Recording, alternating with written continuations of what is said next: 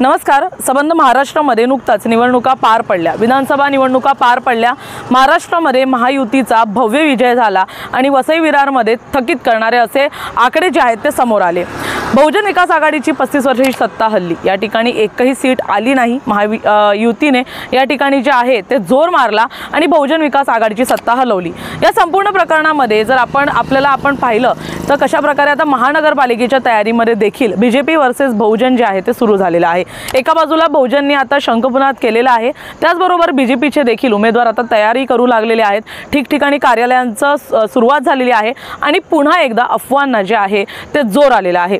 विधानसभेप्रमाणे आता पुन्हा एकदा एकच चर्चा सुरू झाली आहे, ते म्हणजे वसई विरारमध्ये बहुजन विकास आघाडी जो सत्ताधारी पक्ष होता अनेक वर्षांपासून, त्याचे 2 नंबरचे नेता राजू पाटील हे भाजपात जाणार का?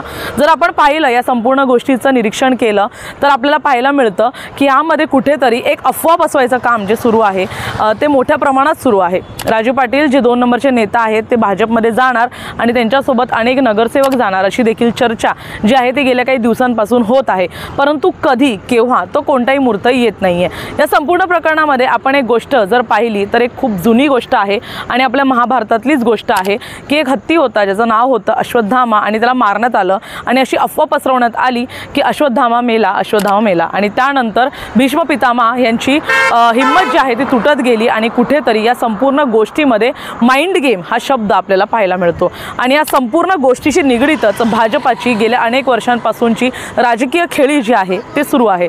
भारतीय जनता पक्षाची राजकीय खेळी काही अशा प्रकारे आहे की इतर पक्षांमध्ये एक माइंड गेम खेळायचा, त्यांच्या नेत्यांना खाली पाडण्यासाठी एक अशी नीती ठेवायची आणि अफवांद्वारे त्यांच्या कार्यकर्त्यांचे मनोबळ जे आहे ते कमी करत जायचं। 2014 मध्ये अबकी बार मोदी सरकार म्हणत राहुल गांधी यांना पप्पू घोषित करण्यात आलं।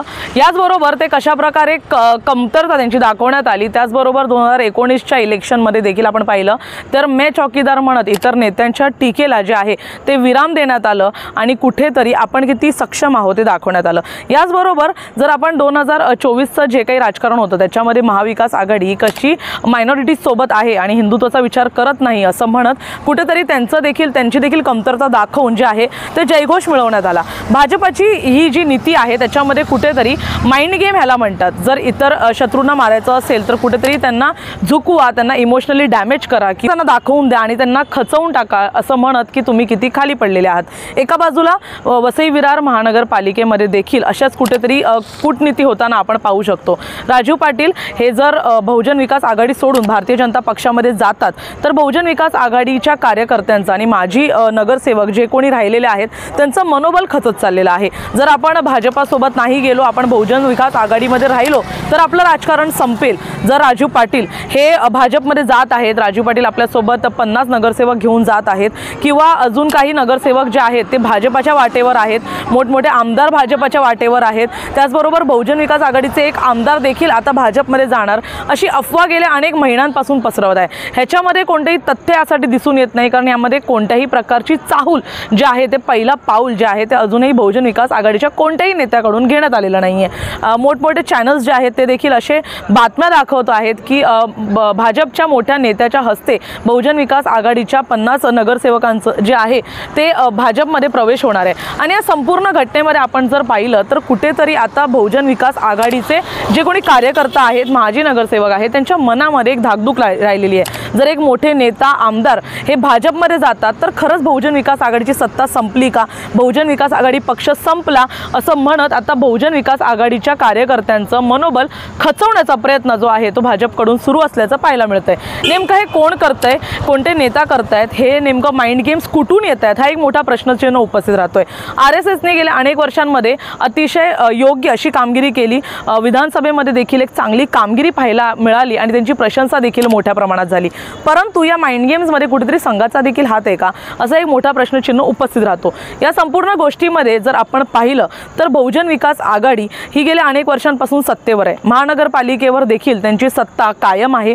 त्याच्यामध्येच आता जर बहुजन विकास आघाडीकडे आत्ताच्या घडीला 100 पेक्षा जास्त उमेदवार तयार आहेत, त्यांचे माजी नगरसेवक, सभापती, महापौर राहिलेले आहेत, त्याच्यामुळे कुठेतरी बहुजन विकास आघाडीला आत्ताच्या घडीला उमेदवार उभं करणं हे काही मोठी गोष्ट नाहीये, परंतु बहुजन विकास विकास आघाडीचे काही नेत्यांचं असं देखील म्हणणं आहे की भाजपकडे उमेदवार नसल्याने या अफवा पसरवल्या जात आहेत। भाजपकडे तितके सक्षम उमेदवार आहेत का? भाजपच्या उमेदवारांना तितकीशी राजनीती बहुजन विकास आघाडीसारखी जमणार आहे का?